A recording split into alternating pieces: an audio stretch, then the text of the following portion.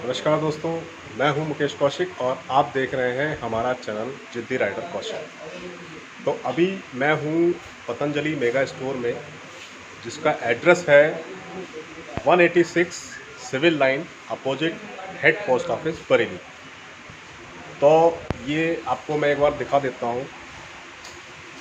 ये mega store है पतंजलि का, जहां पर आपको सभी पतंजलि के उत्पाद मिल जाएंगे। और अभी मैं मिलाने जा रहा हूं आपको अपने डॉक्टर साहब से, जो यहाँ पर चिकित्सा का कार्य करते हैं। जो पेशेंट आते हैं उनको एडवाइस देते हैं, पेशेंट इनसे कंसल्ट करते हैं और वो क्या आयुर्वेद में दवाइयाँ यूज कर सकते हैं, जो जो उनको डिसीज़ हैं उसके बारे में डॉक्टर साहब से परामर्श लेते हैं। तो आप भी स्टोर पर आकर डॉक्टर साहब से परामर्श ले सकते हैं। तो मिलते हैं डॉक्टर साहब से और जानेंगे कुछ कोरोना के बारे में, कैसे इससे बचा जा सकता है। दोनों कैप्सूल नहीं बढ़िया। अभी कितना है पाउडर? 56 वहीं चेंज होगा। नमस्कार डॉक्टर साहब, कैसे हैं आप सभी? बस बढ़िया। बढ़िया। तो डॉक्टर साहब, हम आपसे जानना चाहते हैं कि जैसा कि अभी चल रहा है, एक बहुत ही ख़तरनाक बीमारी हमारे देश में या पूरे विश्व में चल रही है, जिसका नाम कोरोना है। ओके। तो बहुत ही ज़्यादा भय है लोगों के अंदर, पूरे विश्व में ही भय है और इसके परिणाम जो आप देख रहे हो निरंतर काफ़ी घातक आ रहे हैं। तो हमारे दर्शक और मैं आपसे ये जानना चाहता हूँ कि इस भयंकर बीमारी से हम लोग कैसे बच सकते हैं, और यदि किसी को ये लक्षण लगते हैं कि शायद उसे कोरोना हो जाए किसी कारणवश, तो क्या वो अपने निजी या घरेलू उपायों से उसका निवारण कर सकता है? वैसे तो पूरा विश्व इस बीमारी के इलाज की खोज के लिए लगा हुआ है, लेकिन काफ़ी संगठनों से हमें ये पता लगा है कि इस बीमारी से कुछ उपाय करके हम बच सकते हैं। तो क्या आप हमारे दर्शकों को बता सकते हैं कि हमारे घरेलू उत्पाद या घरेलू उपचार क्या क्या ऐसे हो सकते हैं जिनसे हमारे दर्शक बच सकते हैं इस कोरोना से? बिल्कुल सर, घरेलू उपायों से आप इसको काफ़ी हद तक कवर कर सकते हैं। छोटी छोटी चीज़ों का यूज़ है, ज़्यादा कुछ नहीं करना है। आप तुलसी का जो हैगा हर घर में मिल जाती है। तुलसी जो है एक बहुत ही अच्छी मेडिसिनल प्लांट है, जिसका कफ श्वास कांस में बहुत ही अच्छा योगदान है। तो डॉक्टर साहब, अब जैसे पुराने समय में तो लोग अपने घरों में तुलसियों का पौधा लगाते थे और उसकी पूजा भी करते थे, पर आजकल शायद हमारे यहाँ जो आधुनिक हमारा रहन सहन है उसके अंतर्गत हम लोग शायद ही किसी के घर में देखें कि तुलसी का पौधा हो। तो यदि किसी के घर में तुलसी का पौधा नहीं है, ठीक है, तो वो क्या उपाय कर सकता ठीक है। है? फिर संस्थान ने हमारी तुलसी घन वटी के नाम से टैबलेट बनाई हुई है, वो यूज़ की जा सकती है। तुलसी पंचांग का स्वरस आता है, वो यूज़ किया जा सकता है। दोनों ही अच्छा। चीज़ें कफ के लिए, श्वास कांस के लिए, रेस्पिरेटरी सिस्टम के लिए बहुत ही बेहतरीन अच्छा रिजल्ट है। डॉक्टर साहब, सबसे पहले हम ये जानना चाहेंगे कि शुरुआती लक्षण क्या हो सकते हैं? देखिए, कई बार क्या होता है कि कोरोना एक वायरल डिजीज़ है, जिसमें सबसे पहले जो अटैक नज़र आता है अब तक के जितनी भी वो है, उसमें श्वास या रेस्पिरेशन से रिलेटेड है कि सांस लेने में दिक्कत होती है। उस सांस लेने की दिक्कत के लिए तुलसी और गिलोय दोनों ही अपने आप में बहुत ही बेहतरीन काम करती हैं और ब्रिलियंट रिजल्ट है। आप उसका यूज़ कर सकते हैं। उसके अलावा हर घर में अदरक का यूज़ होता है। सूख जाती है तो सौंठ के नाम से जानते हैं। अदरक का यूज़ कीजिए, दालचीनी का यूज़ कीजिए, काली मिर्च का यूज़ कीजिए। इसके अलावा आप उसमें अर्जुन भी डाल सकते हैं। और इन छोटी छोटी चीज़ों के यूज़ से जो काढ़ा बनेगा वो आपके लिए बेहतरीन होगा। उसे आप चाय की तरह बॉयल करके पी सकते हैं। हमारा इन सब का रेडीमेड में जो है सांसारिक वात के नाम से आता है, देवपेय के नाम से आता है, दोनों ही चीज़ें आपके अच्छा, लिए मतलब बेहतरीन। जो यहाँ नहीं आ सकते या नहीं आ हाँ, पाते, तो उनके वो लिए घर में बिल्कुल काढ़ा बना काढ़ा सकते बना हैं। सकते हैं। दालचीनी है, तुलसी है, गिलोय है, इनका यूज़ करके उसे बनाया जा सकता है। काली मिर्च डाल सकते हैं, अदरक डाल सकते हैं, सबसे बेहतरीन काढ़ा है। और डेली यूज़ कीजिए, जिससे कफ नहीं बढ़ेगा, सांस की दिक्कत नहीं होगी, रेस्पिरेशन अच्छा चलेगा, इम्यूनिटी पावर बढ़ती बस, रहेगी।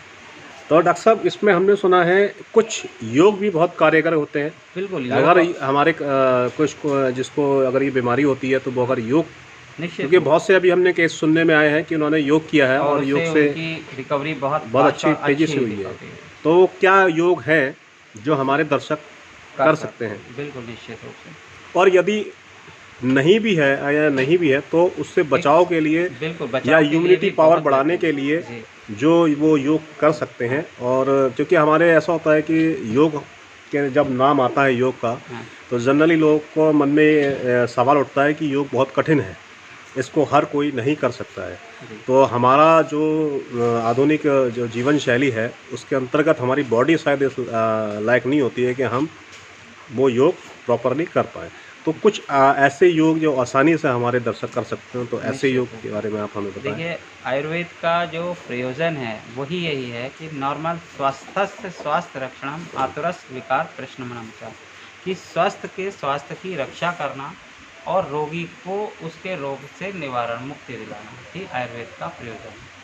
एक नॉर्मल क्वेश्चन उठता है कि जो बीमार होता है वो ये कहता है कि मुझे योग नहीं कर सकता, कि मैं बीमार हूँ, और स्वस्थ कहता है हेल्दी कि मुझे योग की ज़रूरत ही क्या है, मैं तो स्वस्थ हूँ। लेकिन अगर स्वस्थ व्यक्ति करता है तो वो बीमार नहीं पड़ेगा, और अगर रोगी करेगा तो उसके रोग का निवारण होगा। इसलिए दोनों के लिए ही योग और प्राणायाम दोनों ही बेहतरीन है, जिससे इम्यूनिटी भी बढ़ती है और रोग का निवारण भी होता है। इसलिए कोरोना में प्राणायाम करना बहुत ही कंपलसरी होना चाहिए और हर व्यक्ति को करना चाहिए, जिससे उसकी इम्यूनिटी अच्छी होगी, रोगों से लड़ने की पावर, व्याधि प्रतिरोधक क्षमता बढ़ेगी और उसे फ़ायदा होगा। तो क्या योग कर सकता है? योग में आप कुछ हमारे दर्शकों को डेमो दे सकते हैं? डेमो में देखिए, प्राणायाम में 5 चीज़ें निश्चित रूप से हर इंसान कर सकता है, जिसमें भ्रसिका है, लंबी सांसें लेना छोड़ना, सांस भरिए,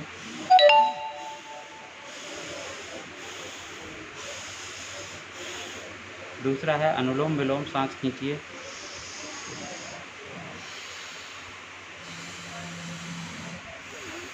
एक से खींचिए, दूसरे से छोड़िए, फिर रिवर्स लीजिए और पहले पे छोड़िए। ये हुआ अनुलोम विलोम प्राणायाम। इसे आप 10 से 15 मिनट कीजिए।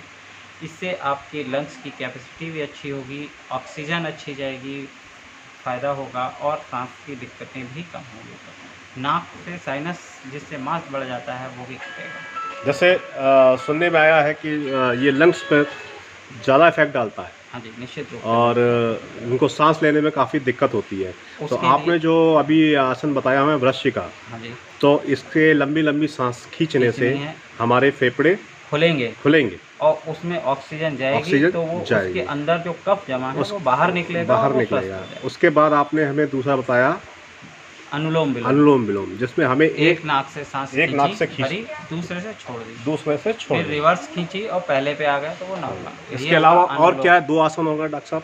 ये प्राणायाम, आसन नहीं सर। प्राणायाम हो गया। हाँ जी, हाँ जी। जी। अगला है कपालभाति। सांस कपालभाति। खींचना है, सांस हमें बाहर छोड़नी है, लेनी नहीं है। यानी हमने सांस को जैसे नाक सिनकते हैं उस फॉर्म में आप बैठे,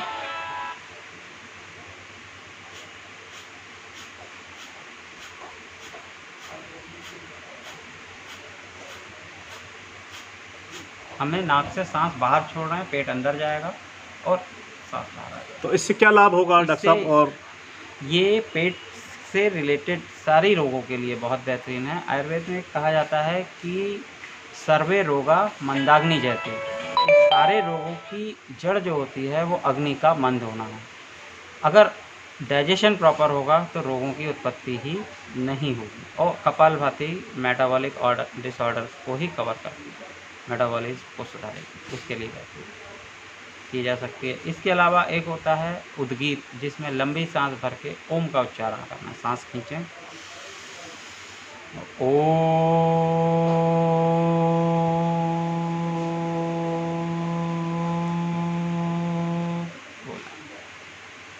इससे जितना हम लंबा खींचेंगे।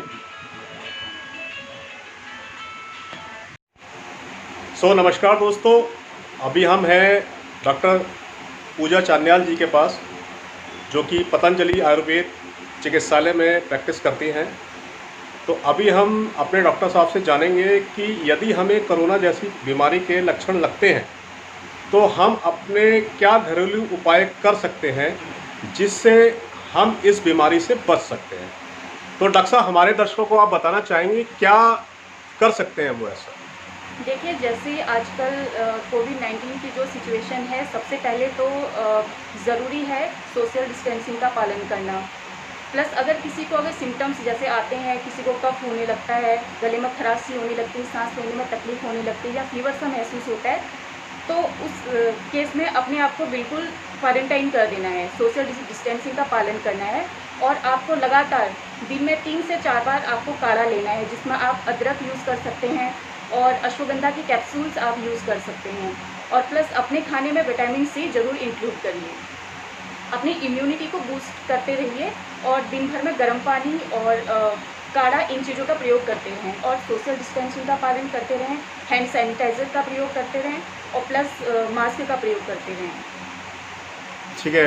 तो मैम, कुछ हमारे यहाँ आयुर्वेद में ऐसी, हमारे पतंजलि में कुछ ऐसी दवाइयाँ हैं जो इस बीमारी में हम हमारे दर्शक अगर यूज करते हैं तो उनको कुछ फ़ायदा हो सकता है? जी बिल्कुल, आप पतंजलि का गिलोय का काढ़ा आप यूज़ कर सकते हैं। गिलोय के काढ़े के साथ साथ आप अश्वगंधा के कैप्सूल्स यूज़ कर सकते हैं। अपनी इम्यूनिटी को बूस्ट करते रहने के लिए तुलसी पंचांग सुरस का प्रयोग कर सकते हैं। साथ में नीम घनवटी भी आप ले सकते हैं। इन चारों का कॉम्बिनेशन अगर आप लेंगे तो आप बहुत हद तक अपनी इम्यूनिटी को बूस्ट करते रह सकते हैं। धन्यवाद मैम। तो अभी चलते हैं हम लोग, बाकी स्टाफ से मिलते हैं। तो धन्यवाद डॉक्टर साहब। Thank you. तो फ्रेंड्स, अभी आप लोग हमारे डॉक्टर साहब से मिल चुके हैं, डॉक्टर अनुराग सक्सेना और डॉक्टर पूजा चान्याल। तो अभी हम वापस आ चुके हैं अपने ऑफिस में और काफ़ी कुछ हद तक उन्होंने आपको बताया है किस तरीके से जो बीमारी है कोरोना, इससे आप बचाव कर सकते हैं। तो घर पे रहें, हाथ साफ करते रहें, सैनिटाइज करते रहें और सेफ रहें, सुरक्षित रहें। धन्यवाद।